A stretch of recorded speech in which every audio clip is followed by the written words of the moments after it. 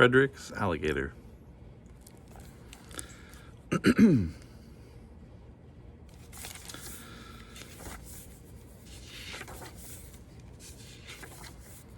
One morning, Frederick said to his mom, "I have a pet lion in my closet. We are pals, and he will eat you up if you ever spank me." "Sure, Frederick," said his mom. "Now finish your breakfast or you'll be late for school."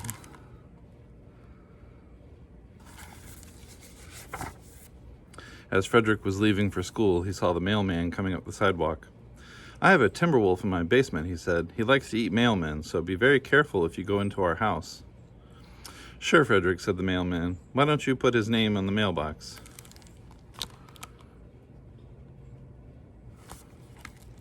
When Frederick got to school, he said, "I have a grizzly bear in my attic. He can tear a man or beast into 100 pieces in just 1 minute." "Sure, Frederick," said his teacher. "Now please take your seat."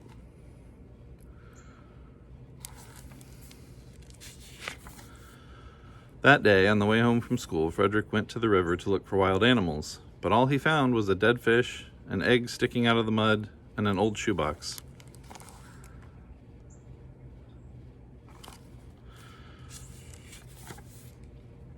He put the egg in the shoebox and packed it with mud and leaves. Then he carried it home and hid it under his bed.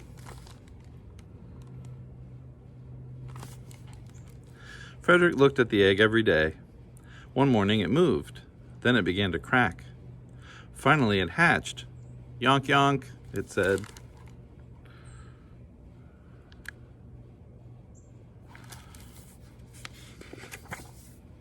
When Frederick put the alligator on the floor, it yawned. Then it tried out its wobbly legs.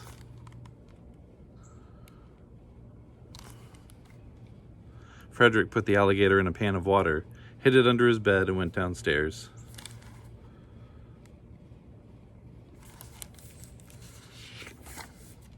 "I have a baby alligator under my bed," said Frederick. "That's nice," said his mom. "I hope your lion doesn't eat it."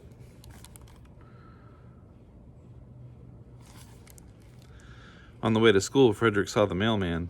"I have a baby alligator under my bed." "That's nice," said the mailman. "Now your timber wolf has a playmate."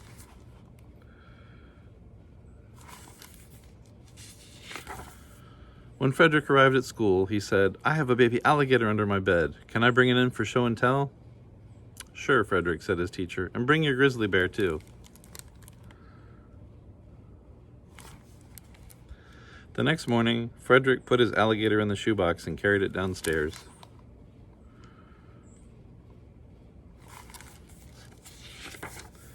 "Frederick," his mom said, "you do have an alligator."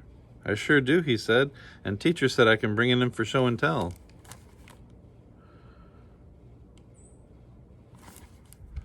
On the way to school, he met the mailman. "Frederick," he said, "you do have an alligator." "I sure do," said Frederick.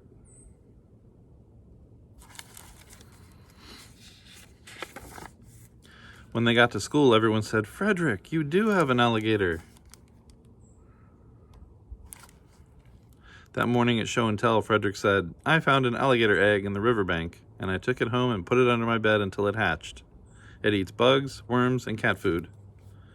The teacher said, "Frederick, please put your alligator on the back table with the science projects."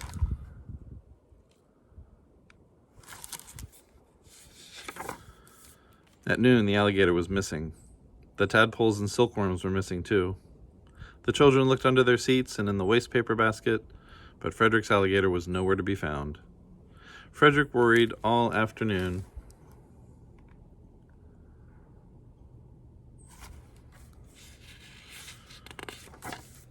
At the end of the day, Frederick's best friend was putting on his boots. "Here he is," he shouted.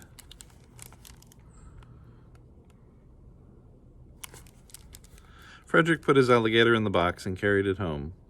"I don't think I should keep you," he said. "When you get bigger, you might eat my hamster, or even my baby brother."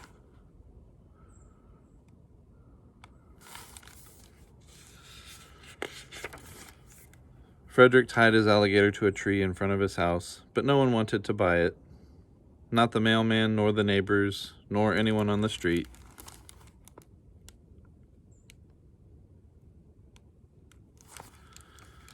Frederick thought and thought. Then he untied the alligator from the tree and carried it back to the riverbank.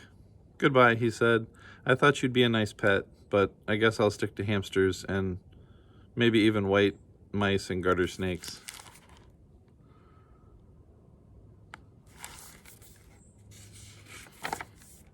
At home, his mom didn't think there was a lion in the closet, but she looked anyway. The mailman wondered if there was a timber wolf in Frederick's basement.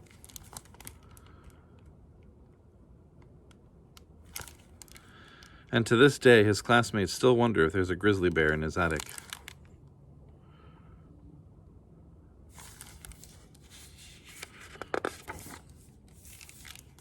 But Frederick won't tell.